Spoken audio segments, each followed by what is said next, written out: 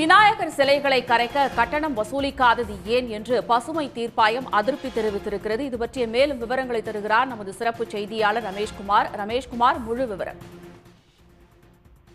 சென்னை பட்டினப்பாக்கம் கடற்கரை பகுதிகளில் கரைக்கப்பட்ட விநாயகர் சிலைகளின் கழிவுகள் அப்புறப்படுத்தாது குறித்து வழக்கு தென்மண்டல தேசிய பசுமை தீர்ப்பாயம் தானாக எடுத்து முன்வந்து விசாரித்து வருகிறது.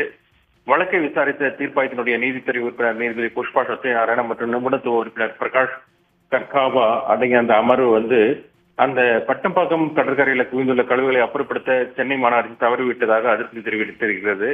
மேலும் சுற்றுச்சூழலுக்கு பாதிப்பு ஏற்படுத்தாத பொருட்களை கொண்டு சிலைகள் தயாரிக்கப்பட்டுள்ளதா என்பதை உறுதி செய்யாமல் அவற்றை கரைப்பதற்கு அனுமதிக்கப்பட்டதாக குறிப்பிட்ட தீர்ப்பாயம் பாதுகாப்பான ஆபத்து இல்லாத பொருட்கள் மூலம் தயாரிக்கப்பட்ட சிலைகள் மட்டுமே கரைக்க அனுமதிக்கப்பட வேண்டும் என்று உத்தரவிட்டது. நீர்நிலைகளில் விநாயகர் சிலைகள் கரைக்க கட்டணம் நிர்ணயிக்க வேண்டும் என்று ஏற்கனவே குறிப்பிட்ட உத்தரவை சுட்டிக்காட்டிய தீர்ப்பாயம் ஏன் அந்த கட்டணத்தை வசூலிக்கவில்லை என்ற கேள்வியும் எழுப்பியிருக்கிறது.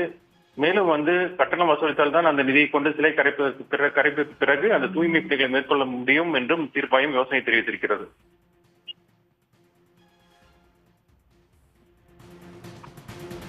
விவரங்களுக்கு நன்றி ரமேஷ்குமார்.